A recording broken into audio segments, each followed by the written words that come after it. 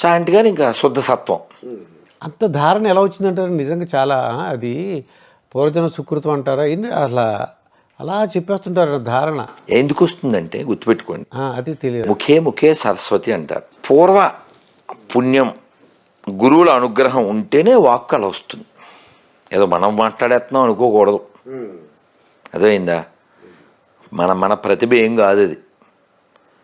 ఖచ్చితంగా భగవద్ అనుగ్రహం ఉంటేనే వస్తుంది. వాళ్ళకి తెలుసు ఆ విషయం. ఇది నాది గొప్పతనం కాదని వాళ్ళకి తెలుసు. అందుకని సరస్వతి అనుగ్రహం వాళ్ళకి ఉంటుంది. చాగంటి గారైనా గరికపాటి వారైనా స్పష్టంగా వాళ్ళకు క్లారిటీ ఉంది. ఇదంతా పలికెడిది భాగవతమట, పలికించడు వాడు రామభద్రుండట, నే పలికిన భవహరమగునట, వేరొండుగాద పలుకగనేలా. వాళ్ళిద్దరిలో ఇది ఒకళ్ళేమో ధారణ, అది పూర్వపు జన్మ కాదు. ఇప్పుడు వారు ఉద్యోగం చేశారు, ఎఫ్సిఏలో చేశారండి. ఓకే. చాగంటి కోటేశ్వరరావు గారు వారి ఇంటికి వచ్చి స్నానం చేసేసి సంధ్యావందనం చేసుకుని గంటల కొద్దీ చదివేవారు. అలా చదివి ఆ జ్ఞానాన్ని పెంచుకుని వారే ఉంచుకోకుండా మన అందరితో పంచుకుంటూ మనం అందరం బాగుండాలని. అంటే ప్రేమ అంటే ఏమిటండి? ఎదుటివాడు బాగుపడాలని కోరుకోవడం, అది ప్రేమ. అంతేకాని ఇలా ఏదో మెచ్చుకోవడమో లేకపోతే గిఫ్ట్ ఇవ్వడమో కాదు. నాకు వాళ్ళు వీళ్ళు శాలువాలు అవి వేసినప్పుడు నేను చెప్తాను, ఎవరి దాంట్లో శాలువాలు నాకు వద్దు. ఈ శాలువాలు ఏమో ఓ సంచులు అయ్యాక బ్యాగ్ అయ్యాక ఏ రైల్వే స్టేషన్లో పంచిపెట్టేస్తాను, ఈ దాంట్లో ఇక్కడే పడేసి వెళ్ళిపోతా. నేను కోరుకునేది ఏమిటంటే మిమ్మల్ని భగవద్గీత చదవమని చెప్పా. అది చదివితే నాకు 10 శాలువాలు వేసినట్టు. అందుకని నేను శాలువా బ్యాచ్ని సెల్ఫీ బ్యాచ్ని పెద్ద ఎంటర్టైన్ చేయను. చెప్పింది చేసేవాడు కావాలి. అది చాగంటి గారి ప్రవచనాలు వినడం ద్వారా ఎంతోమంది వాళ్ళ జీవితాన్ని దిద్దుకున్నారు. నాకెవరో తమిళనాడు నుంచి ఫోన్ చేసి, ఈ అరుణాచలం ఫ్లోటింగు, ఈ కాశీలో ఫ్లోటింగు, అసలు ఈ పుణ్యం మన తెలుగు ప్రవచనకర్తలదే అన్నారు. మరి అరుణాచలం గొప్పతనం ఎంత చెప్పారు చాగంటి గారు, గరికపాటి వారు, వద్దిపత్తి వారు, సామవేదం వారు, వీళ్ళంతా బోల్డ్ చెప్పగా మీరు కాశీ వెళ్ళండి. ఏంటంటే అసలు మన కాశీలో ఏదో యూపీలో ఉన్నట్టు ఫీలింగ్ ఏముండదు, ఏపీలో ఉన్నట్టే ఉండదు. అందరూ తెలుగు తెలుగు. వాడు చాపడు కూడా, రండి సార్ రండి, మంచి చీరలు వచ్చినాయి రండి అనేస్తుంటాడు వాడు. తెలుగులో బోట్లు ఎప్పుడో 10 ఏళ్ల క్రితమే పేపర్ తెలుగులో దొరికేదాడ. మన వాళ్ళు అలా అంత బాగా. మొన్న కూడా మేము రమేష్ అయ్యంగారిని, ఇక్కడే ఉంటారు హైదరాబాదు, వారి పుణ్యమాని మేము కాశీలో, వాళ్ళు 9 రోజులు 11 రోజులు ఉన్నారు, మేము 4 రోజులు ఉన్నాము. ఉండి విశ్వనాథ సామ్రాజ్య పట్టాభిషేకం, విశ్వనాథుడికి, అన్నపూర్ణకి, విశాలాక్షికి, డూండి గణపతి నలుగురికి బంగారు కిరీటాలు చేయించి, రోజు రుద్రయాగం చేసి, కోటి బిలవాచ్యం చేసి, దువ జగన్నాథం గారు ఆధ్వర్యంలో అద్భుతంగా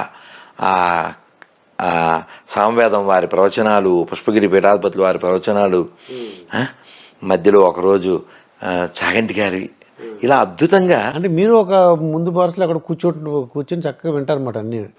మరి వినాలిగా. వినడం అనేది గొప్ప కళ అండి. నేను అందుకే ఉదయం పూట నేను మౌనంలో ఉంటాను. 9, 10, 11, 12 వరకు ఎంత వింటే మౌనంలో ఉంటాను, వింటూ ఉంటాను. వినాలి. అసలు చాగంటి గారు చాలాసార్లు చెప్పేది, శాస్త్రంలో చెప్పింది ఏంటి, శృణ్వంతప. అసలు ఇప్పుడు సమాజంలో చాలా మంది పక్కదారి పెట్టిపోవడానికి కారణం ఏంటి? చెవులు వాడకపోవడం కదా సార్. ఇప్పుడు గొర్రెలుగా ఎవరు మతం మారుతారు సార్? చెవులు వాడినోళ్ళు, మెదడు వాడినోళ్ళే కదా సార్. నీ పూర్వీకులు ఎదవలని డిక్లేర్ చేయడమే కదా సార్ నువ్వు మతం మారడం అంటే. మీరు చెప్తారా మీ తాత ఎదవని? అవును, నేను చెప్పను. నువ్వు చెప్తావా? ఇఫ్ యు ఆర్ ఎ గొర్రె యూ విల్ టెల్. ఎవరు చెప్పరు కదా సార్. నేను ఆ క్వశ్చన్లో అడిగాను. ఒక చర్చికి వెళ్ళి ఆ స్టిక్కర్ అంటించి వచ్చా, వాళ్ళ బస్సుకు కూడా అంటించా.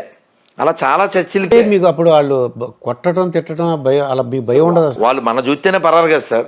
మీరు కొట్టండి నెట్లో గొర్రెలు పరారని. మీరు వీడియో చూసాను నేను, పార్ట్ 1 పార్ట్ 2. గొర్రెలు పరాదు సార్, అలా మనోళ్ళే కదా సార్. అంటే కొడతారేమో అని నాకు, అంటే మీకు ధైర్యానికి ఏంటంటే మేము మాలటంలో అనుకోండి భయం వేస్తుందండి. అంటే ఏమంటారో ఏంటో. అంటే ఏమంటారు, ఇప్పుడు నేను చెప్పేది అబద్ధం అయితే నాకు భయం ఉంటుంది సార్, మీకు అర్థమైందా?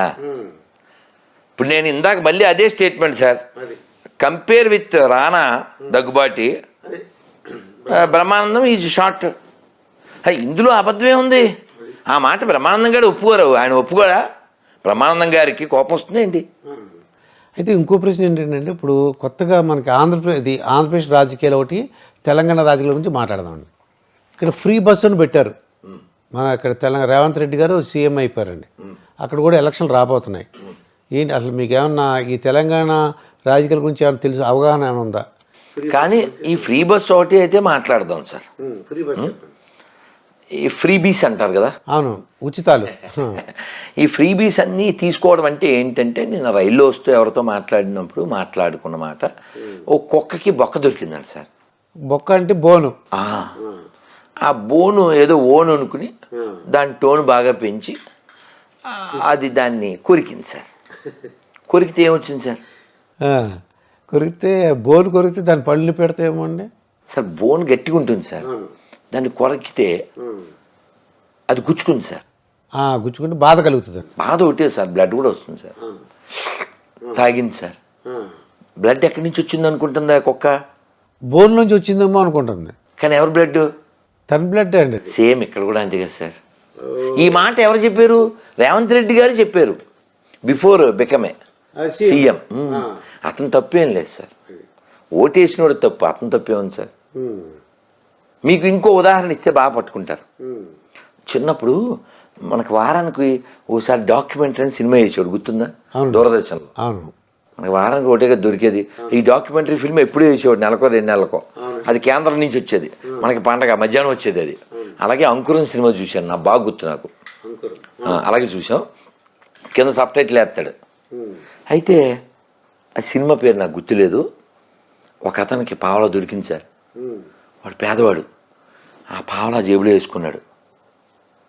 మళ్ళీ పావలా కనపడింది, మళ్ళీ వేసుకున్నాడు, మళ్ళీ పావలా లోపల. వాడు ఈ సర్వర్ సుందరం కూడా ఇలాంటి అదేనేమో మరి తెలీదు.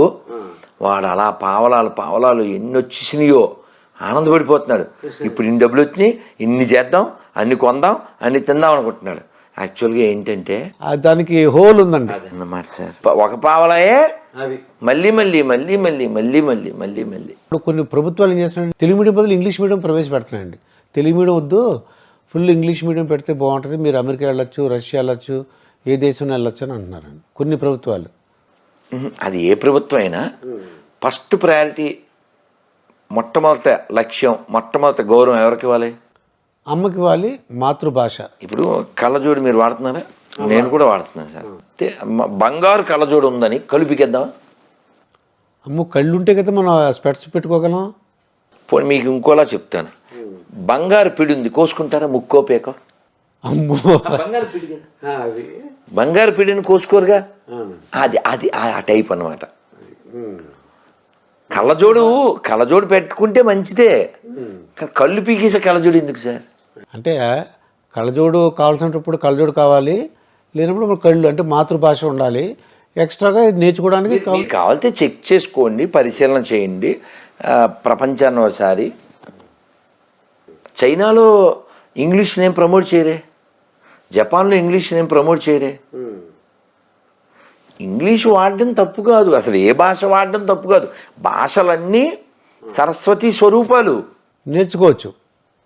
అదే ఓ భాష అంటాం తప్పు. మనం ఎవరిని ఇప్పుడు మన పివి నరసింహారావు గారిని ఏమంటాం? బహుభాషా కోవిదుడు. 14 భాషలు వచ్చాయనికి, డబ్బుల మీద, రూపాయి నోటు మీద ఎన్ని ఉంటాయని భాషలు వచ్చాయనికి. భాష రావడం తప్పు కాదే, కానీ అదొకటే అనడం తప్పు. అమ్మకి అన్నం పెట్టరు, పిన్నమ్మకి సారి పెడతాడు వీడు.